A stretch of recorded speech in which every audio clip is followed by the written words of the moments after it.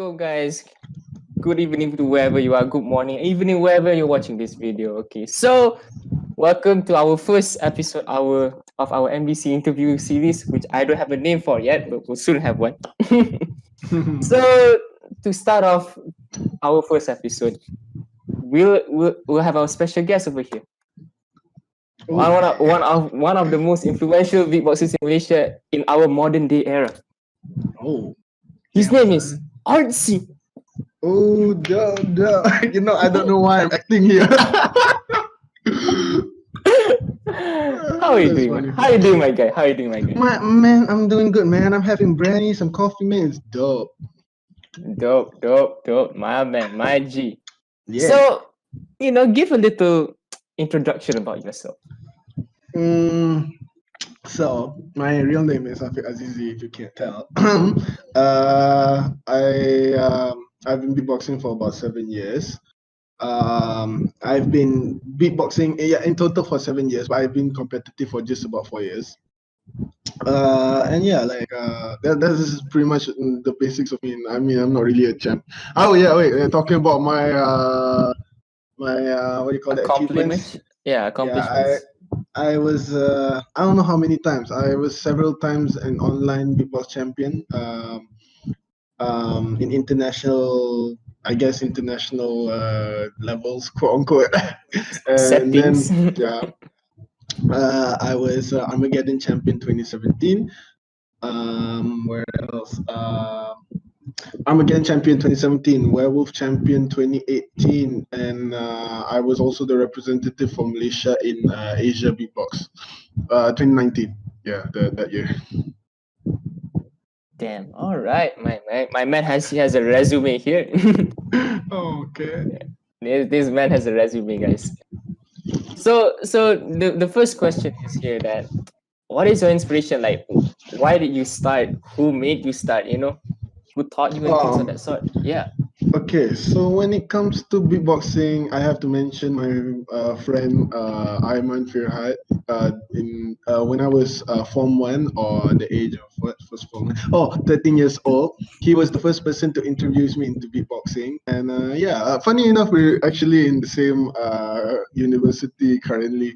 And it's just funny that he's not even beatboxing or even into like hip hop stuff anymore, but just because of him, I'm in the top of the game. So in the top of the game, just casually say, okay, no, I'm just joking. But yeah, he was one of the people who started, who basically was the introduction for beatboxing to me. And then after that, the one that actually propelled me, who motivated me to become a better beatboxer, was Tom after his TEDx video. And then ever since then, it keeps changing, Alem, Alexinho, this and that. So yeah, currently my inspiration is probably just Alexinho. Interesting. So basically you started up because of you as a fan to teach you, and then things went from there. Kind of, okay. So now we're diving into the real question. Oh shit. Okay. The real question, number one. Why the name Artsy? Oh, the name Artsy? Oh, well, very fun fact, and you probably know this.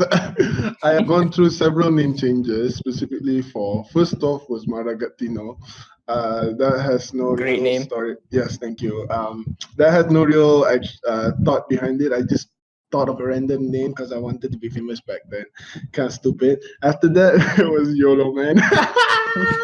It never gets old to laugh at, man. It's just so funny.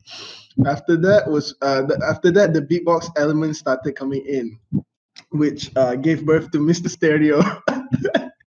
Mr. Stereo was my go-to name before Artsy, and it kind of worked, but it was kind of old-fashioned. So then I went with Artsy, and I think I called myself Artsy because back then I was a very artistic person. I used to draw a lot. In every form, like painting, pens and whatnot. So yeah. Wow. So the name Artsy does have a story compared to the rest, where it's like, like some some Yes. celebrity being called Malagatino. No, so fucking embarrassed about that, bro. Sumpah. Oh my god. Okay. All right. On to the next question. All right. Let's go. Here, let's go. All right. Why ODs and Liprolls? Why? Ooh, why ODs and Liproll? Liprolls. That's a real question. Well, well, I don't know. First off, lip rolls became a staple to me because I remember watching. Okay, so I remember the lip rolls part. Okay, so before I got into ODs, one of the things that was like my signature sound was this specific technique of lip roll, which sounds like. And the reason why that came to be was I remember watching the Midwest. I don't remember what year, but the Midwest finals, Napalm against Villain, and basically Villain counted Napalm's lip rolls, and he did that basic technique. And I couldn't. And I remember trying to do it, and I remember discovering this beat. And from there, I just thought it was like, oh, this sounds original. This sounds like, this sounds like it's never been done before. So I took that concept and I tried to, open up more doors to it, and yeah, that became my staple for a while.